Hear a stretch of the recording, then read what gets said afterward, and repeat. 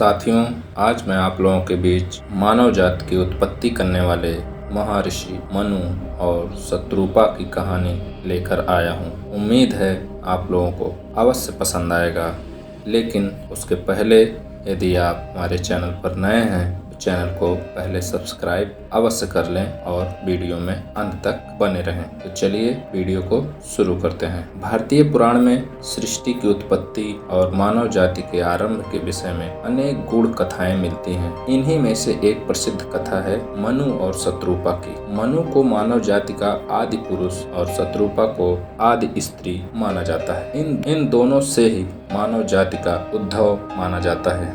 यह कथा वेदों, पुराणों, विशेषतः भागवत पुराण, विष्णु पुराण तथा मनुस्मृति जैसे ग्रंथों में वर्णित है। इस कथा का न केवल पौराणिक महत्व है, बल्कि यह सांस्कृतिक, दार्शनिक और आध्यात्मिक दृष्टिकोण से भी अत्यंत महत्वपूर्ण है। सृष्टि के आरंभ में केवल अनादि और अनंत जल राशि थी। उस जल में नारायण योग निद्रा में विश्राम कर रहे थे। जब सृष्टि का समय आया तो उनके नाभि से एक कमल प्रकट हुआ। इस कमल पर ब्रह्मा का जन्म हुआ। ब्रह्मा को ही सृष्टिकर्ता का दायित्व सौंपा गया। उन्होंने सृष्टि रचना के लिए ध्यान, तप और योग का सहारा लिया और मन और शरीर से विविध प्रजाओं को उत्पन्न किया। सबसे पहले ब्रह्मा ने अपने मानस से स्वयंभू मनु और शत्रुपा की उत्पत्ति की। सुख सागर के अनुसार सृष्टि की वृद्धि के लिए ब्रह्मा जी ने अपने शरीर को दो भागों में बांट दिया। उन्हीं दो भागों में से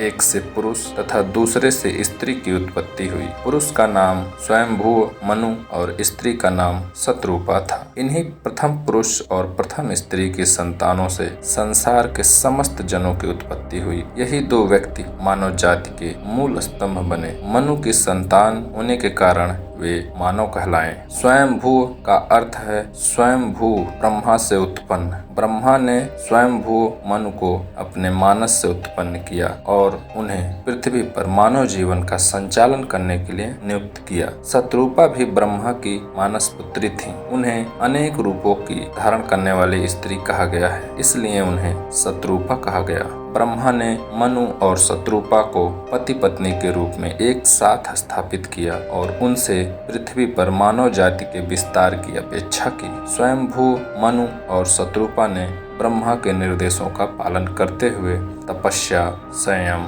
धर्म और न्याय के मार्ग पर चलकर पृथ्वी पर जीवन की स्थापना की। मानव धर्म की नींव रखी और समाज को सुव्यवस्थित किया। उनके शासन में पृथ्वी पर शांति, समृद्धि और न्याय का वातावरण था। उनकी दो संतानें उत्पन्न हुईं। पहला प्रियव्रत, दूसरा उत्तानपाद। इन दोनों पुत्रों ने आगे चलकर पृथ्वी के विभिन्न भागों का शासन संभाला। शत्रुपा और मनु की दो कन्याएं भी थीं। पहला आकुति, जिनका विवाह रुचि प्रजापति से हुआ। दूसरा देवहूति, जिसका विवाह कर्दम मुनि से हुआ। इन संतानों से आगे अनेक कुल, वंश और धर्म की परंपराएं आरंभ हुईं। राजा मनु केवल सृष्टिकर्ता के रूप में नहीं, बल्कि एक महान न्यायप्रिय शासक और धर्मज्ञ के रूप में भी प्रसिद्ध है। मनुस्मृति, जिसे मनु संहिता भी कहा जाता है, मनु के नाम पर ही है। यह एक ऐसा ग्रंथ है जिसमें जीवन के प्रत्येक पहलू, धर्म,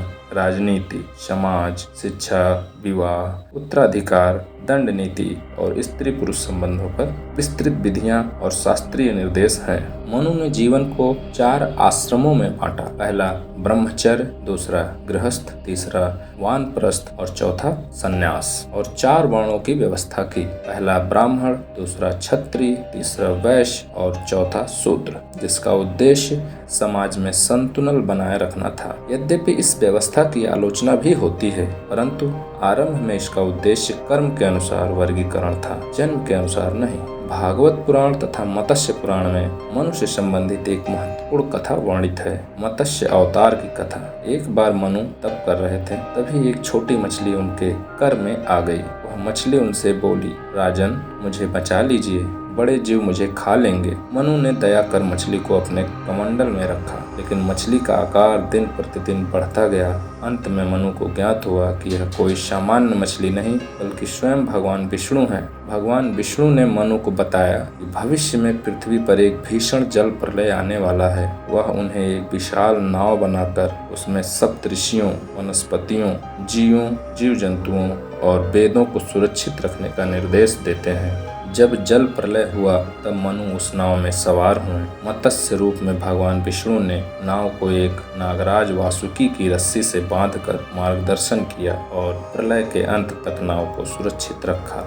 जल उतरने के बाद मनु पुनः पृथ्वी पर जीवन का संचालन करते हैं। इस कथा में मनु को सृष्टि के पालक के रूप में चित्रित किया गया है, जो सभी प्राणियों को एक नए आरंभ के लिए संरक्षित करते हैं। शत्रुपा को भारतीय संस्कृति में आदि शक्ति या आदि स्त्री के रूप में भी देखा गया है। उन्होंने एक आदर्श पत्नी, माँ और धर्मपरायण स्त्री का जीवन जिया। उन्होंने अपने पति मनु का साथ जीवन के प्रत्येक चरण में दिया। राज्य संचालन में, धर्म पालन में, जल प्रलय जैसी आपदा में भी। कुछ ग्रंथों में उल्लेख है कि शत्रुपा ने भी जीवन के उत्तरार्ध में कठोर तपस्या की और वैराग्य अपनाया। उन्होंने अपने तप से ब्रह्मा, विष्णु और शिव को प्रसन्न किया और अंततः परम गति को प्राप्त किया। मनु और शत्रुपा की कथा केवल पौराणिक गाथा नहीं है, बल्कि भारतीय समाज की मूल सांस्कृतिक अवधारणाओं की नींव भी है।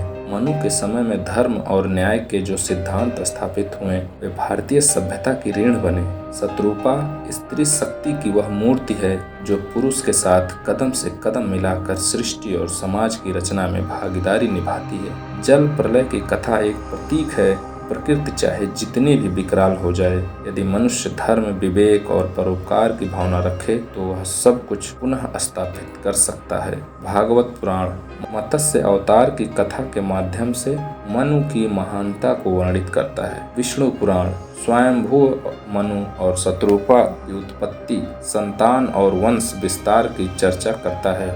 मनुस्मृति मनु द्वारा रचित मानी जाती है, जो धर्म शास्त्रों में प्रमुख स्थान रखती है। मत्स्य पुराण प्रलय कथा का विस्तृत वर्णन करता है। मनु और शत्रुपा की कथा भारतीय पौराणिक इतिहास का एक आधार स्तंभ है।